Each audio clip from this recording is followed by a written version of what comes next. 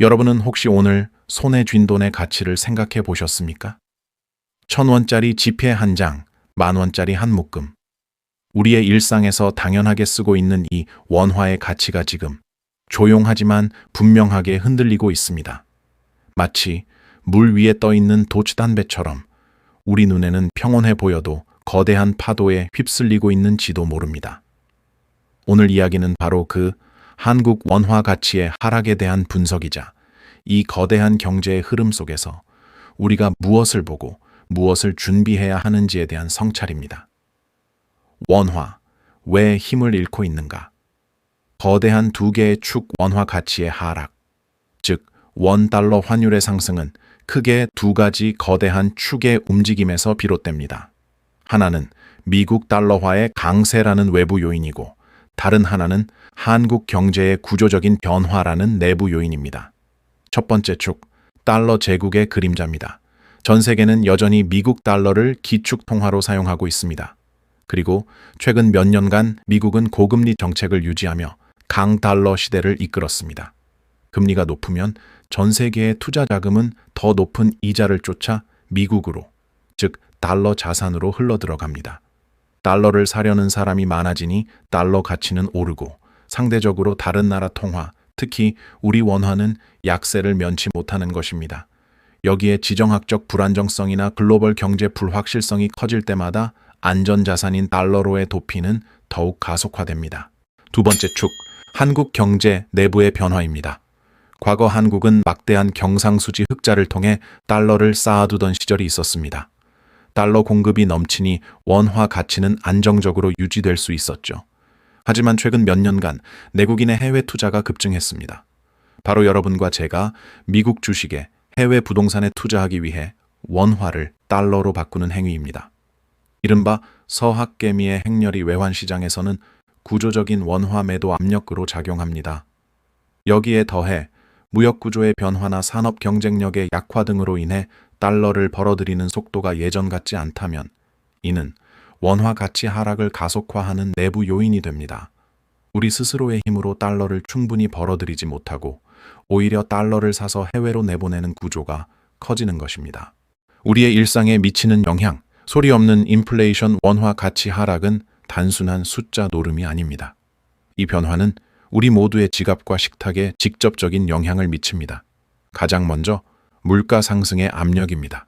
쓰는 에너지, 원자재, 식량의 상당 부분은 해외에서 달러로 수입합니다. 환율이 오르면 원화 가치 하락, 똑같은 양의 물건을 수입해도 더 많은 원화를 지불해야 합니다. 즉, 수입 물가가 상승하고 이는 시차를 두고 우리 식탁의 사과 가격, 주유소의 기름값, 공장의 원자재 비용 등 전반적인 소비자 물가를 끌어올립니다. 마치 월급은 그대로인데 물가라는 그림자가 커져서 내 지갑을 더 가볍게 만드는 것과 같습니다.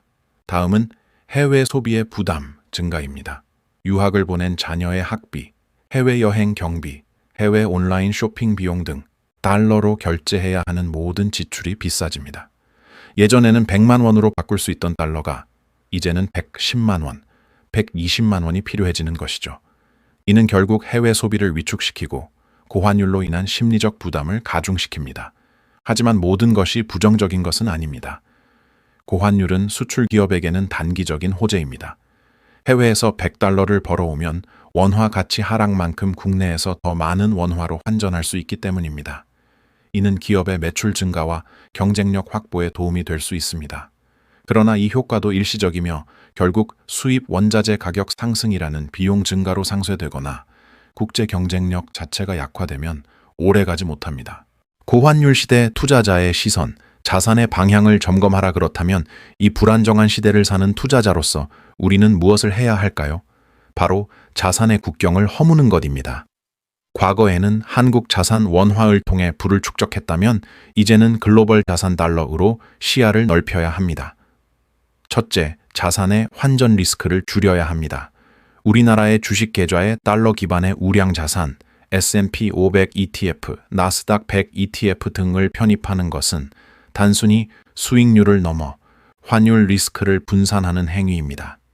만약 원화 가치가 하락하더라도 달러 자산의 가치는 상대적으로 보존되거나 증가함으로 전체 자산의 안전성을 높일 수 있습니다. 둘째, 진짜 돈에 대한 철학을 가져야 합니다.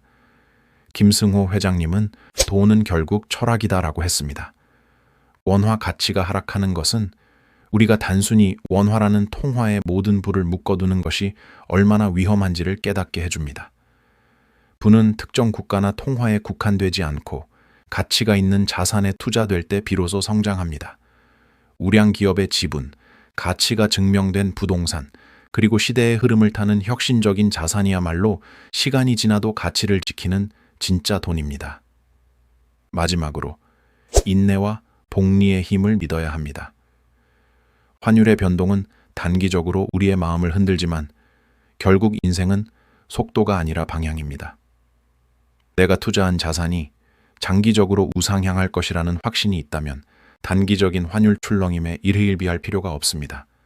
환율이 높을 때 투자가 망설여지더라도 장기 분할 매수를 통해 평균 단가를 맞추고 복리의 마법으로 시간이 돈을 만들어내는 것을 지켜봐야 합니다.